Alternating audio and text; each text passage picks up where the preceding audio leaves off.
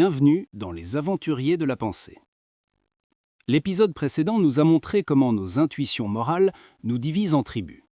Mais une question demeure. Comment ces tribus communiquent-elles?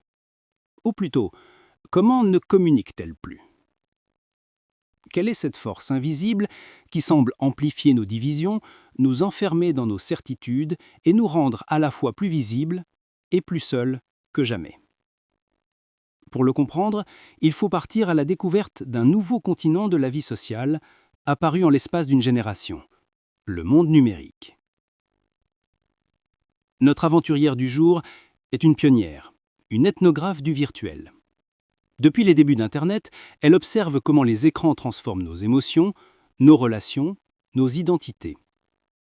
Cette femme, c'est Sherry Turkle, psychologue et sociologue au MIT.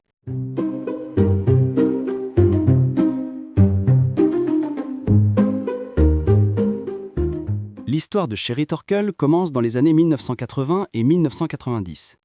Elle ne se contente pas d'observer les ordinateurs, elle veut comprendre les humains qui vivent avec eux. Elle interroge les pionniers d'Internet, les programmeurs, les étudiants, les gamers.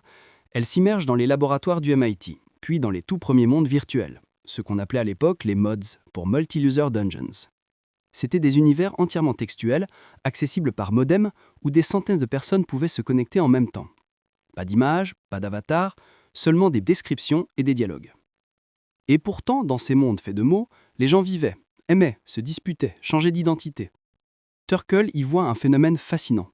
La technologie n'est pas qu'un outil, c'est un espace psychologique, un lieu où l'on peut jouer avec son identité, explorer des facettes de soi que la vie réelle réprime. Changer de genre, d'âge, de personnalité, tester des possibles. Son premier grand livre, Life on the Screen, 1995, respire encore l'enthousiasme des débuts. Elle y présente Internet comme un laboratoire du moi, une promesse d'émancipation, de pluralité.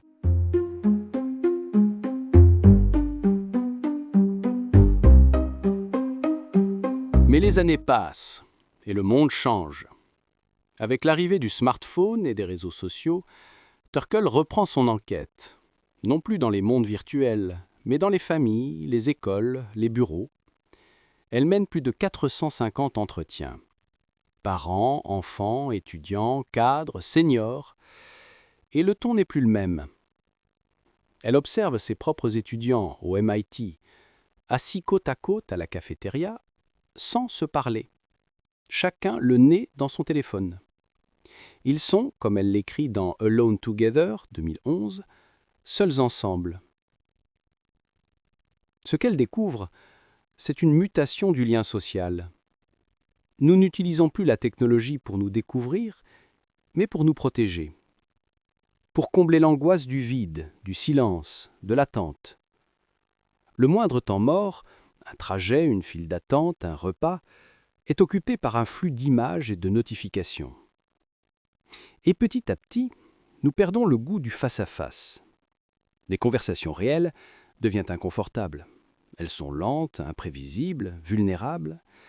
Alors nous leur préférons la connexion, rapide, contrôlable, filtrée. Une communication sans risque, où l'on peut effacer, retoucher, se montrer sous son meilleur jour.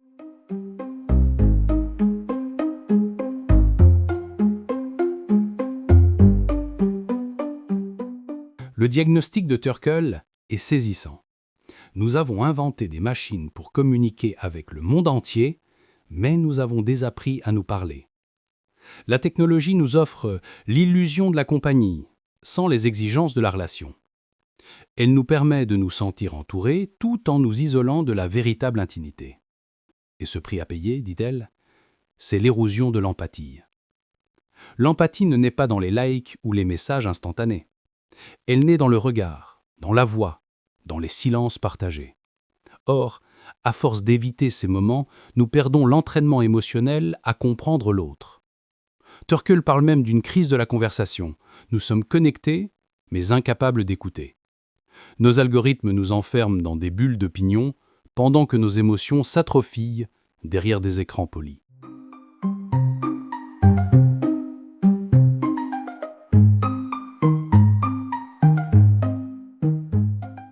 L'aventure de Sherry Turkle est celle d'une vigie. C'est le parcours d'une pionnière qui a cru en l'utopie numérique avant d'en devenir la critique la plus lucide et la plus humaine. Son message n'est pas un rejet de la technologie, mais un appel à la conscience. Et nous invite à réapprendre la conversation, à accepter la solitude comme un espace de réflexion et à ne pas laisser nos machines dicter les termes de nos relations. Elle nous a donné les mots pour nommer ce malaise contemporain, celui d'être hyper connecté, mais terriblement seul.